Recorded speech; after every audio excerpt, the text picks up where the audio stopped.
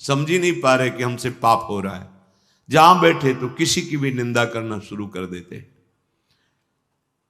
चाहे वो साधु हो चाहे वो वैष्णव हो।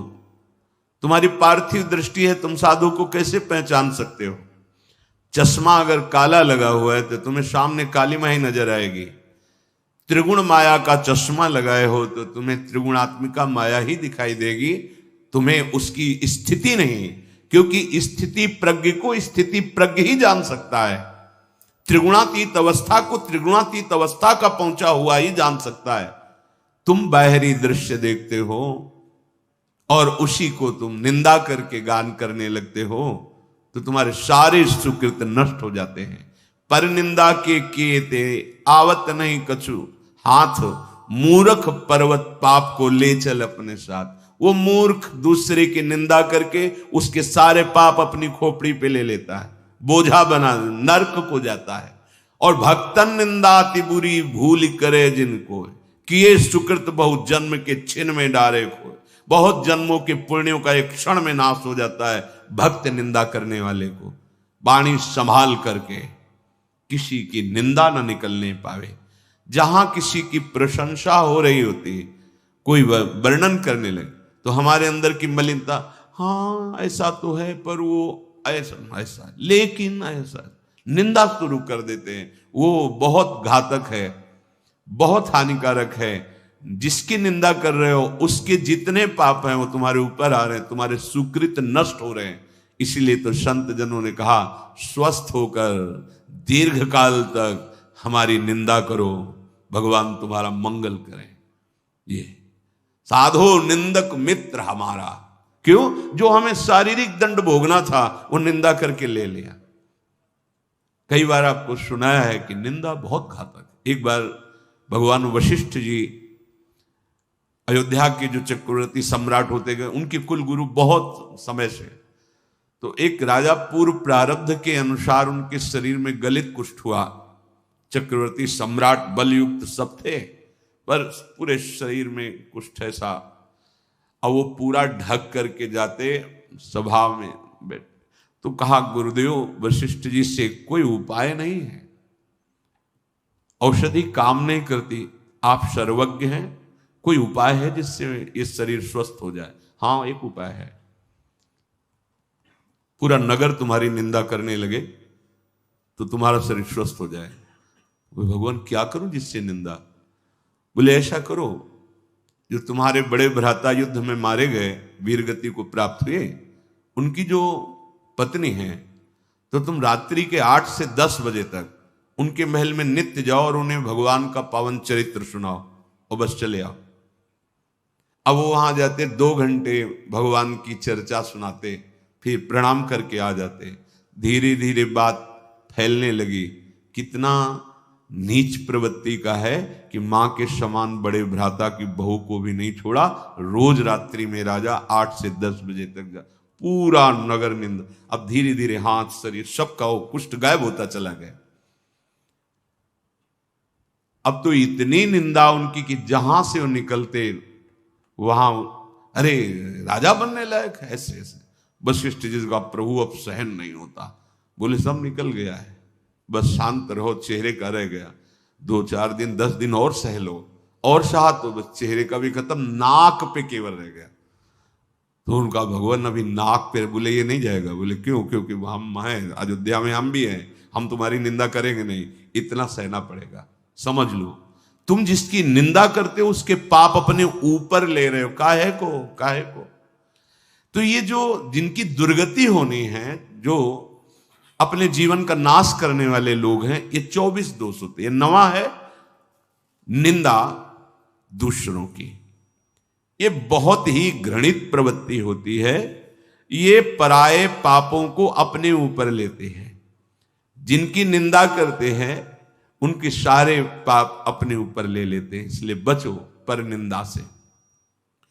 10वां, व्यर्थ में बहुत बोलने का स्वभाव होना। कुछ ऐसे होते हैं स्वभाव के, अगर शुरू हो गए तो हाथ जोड़ के भी कहो कि शांत रहो तो बंद नहीं होंगे, पूरी गैस निकल जाए। और बेमतलब की बात है, ऐसे है, बेमतलब की बात है। मतलब कोई उनका अस्तित्व तो नहीं है। पीछे बीती बातें, व्यर्थ की कल्पनात्मक बातें, आगे की कल्पनात्मक बातें, जिनका कोई अस्तित्व तो नहीं। बचो ऐसे लोगों के संग से। आप अपनी वाणी को तो संभालें ही, ऐसे कुसंग का भी त्याग करें। बहुत बोलने से शक्ति क्षीण होती है, वाणी अपवित्र होती है, समय नष्ट होता है, बुद्धि भ्रष्ट होती है। बोले चले जा। वाणी एक अमूल है, जो कोई बोले जान, ये तराजू तौल के तब मुख बाहर आन। ताते मौन रहनो उचित है। जब बोले तो भगवत चर्चा या उसकी समस्या का समाधान, सत्य को जानने, नहीं तो बस राधा राधा राधा। कम बोलो, जरूरत क्या है, उचित उत्तर दे दो, नहीं तो नहीं। हमने देखा है महापुरुषों को। प्रणाम, राधे श्याम, श्री हरिवंश, देखा भी नहीं, उत्तर भी नहीं, मन से कर दिया। उधर देखा भी नहीं, बात कर रहे हैं, नाम चल रहा, चलिए आगे घेर के खड़े हो, चल। कोई उत्तर नहीं, कोई उत्तर ही नहीं। पूरे जीवन में देख, कोई उत्तर नहीं, न शुभ न अशुभ, न भागवतिक न प्रापंचिक।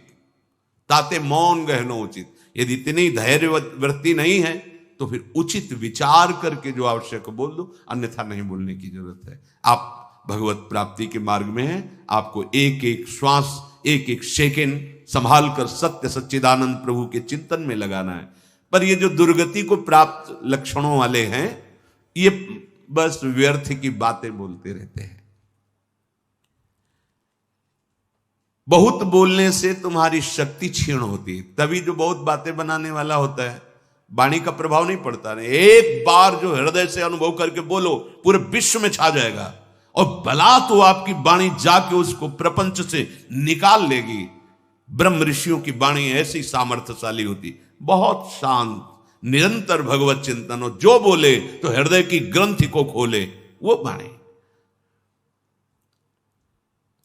जो चार लोग बैठ करके भगवत विमुख चर्चा करते रहते हैं, बहू बेटी परिवार इनकी उनकी, ये समय को नष्ट करते हैं, व्यर्थ का समय जाता। ऐसे लोगों के बीच में न बैठना चाहिए, न सुनना चाहिए। बस वही देखो, कभी ऐसे लोग जब बैठे हों, उनकी चर्चा हो रही हो, तो वहां एक बार भी राम कृष्ण हरि कोई नाम नहीं होगा, कोई भगवत चर्चा नहीं। बस वही घर द्वार परिवार प्रपंच सब वही चलता रहता है। बचो इस माया के बंधन से, काटो नाम के कीर्तन से, काटो इसे भगवत गुणगान गायन से। ये अपवित्र जिह्वा व्यर्थ का भाषण, निंदा पर चर्चा करने न पावे। राधा राधा रा, थका दो इसको। ब्रह्मचर्य नहीं है, संयम नहीं है, पवित्रता नहीं है, तो आवाज में दम नहीं होगी। के करोगे, आवाज में दम होती है तभी होगी जब आप संयम से चल रहे हो। ऐसे थोड़ी जीवन रखा जाता है। साधु का जीवन दिव्य होता है। ये अन्न और जल से पोषण केवल पार्थिव शरीर का होता है, भगवत चिंतन से पोषण होता है साधु का। कई कई दिन भोजन न मिलने पर कभी ऐसे थोड़ी कि मुंह उदास हुआ हो। मुख प्रसन्न तन तेज विराजा। भगवत मार्ग के पथिक हो, छू जाए तो करंट सा लगे, उसके जीवन का परिवर्तन हो जाए। दृष्टि भर के देख लो तो उसके पापों का नाश कर दो। तुम भगवत पार्षद हो, पर वो सामग्री है तुम्हारे अंदर, पर जागृत नहीं कर रहे। ये जो समय को नष्ट करने का स्वभाव बन गया है, व्यर्थ की बातें, व्यर्थ की क्रियाओं, भाई छोड़ो। तुम्हें चुभता नहीं? एक बार नाम छूटता है, तुम्हें जलन नहीं होती? तुम्हें परेशानी महसूस नहीं होती कि हमारा उद्देश्य तो निरंतर नाम जप है, नाम कैसे छूट गया? तद स्मरणेन परम व्याकुलते थी। चलो ना परम व्याकुलते तो केवल व्याकुलते थी ले आओ। तुम्हें यह तो पश्चाताप होना चाहिए कि नाम छूट रहा है, हम व्यर्थ की बात में समय नष्ट कर रहे हैं, नाम छूट रहा है। ये जो परिचर्चा करते रहते हैं, इनका राग द्वेष पुष्ट होता रहता है, और जिसका राग द्वेष पुष्ट होता है, दुर्गति पक्की है। 12वां क्रोध, ये बेहोश करके असुर बना देता है। क्रोध वाणी का रंग बदल जाएगा। जहां क्रोध का प्रादुर्भाव हुआ तो रुक्ष वाणी, कठोर वाणी, तीखी वाणी, हृदय को बेदने वाली समझ जाओ क्रोध आ गया, अशुद्ध भाषा प्रारंभ हो जाएगी, कठोर भाषा होने लगेगी, ऐसी तीक्ष्ण जो हृदय को बेध दे जाकर, और अगर ना संभल पाया तो बुद्धि फिर हिंसा पे उतर जाएगी, मार पीट, जान से मार देना। ये क्रोध बहुत ही घातक वस्तु, ये दुर्गति कराता है, सीते नरक का द्वार है। कामः क्रोधा तथा लोभा तस्मादेत्रयम् त्यजेत, ये त्रिविधम नरक सेदम द्वारम नाशन मात्मना।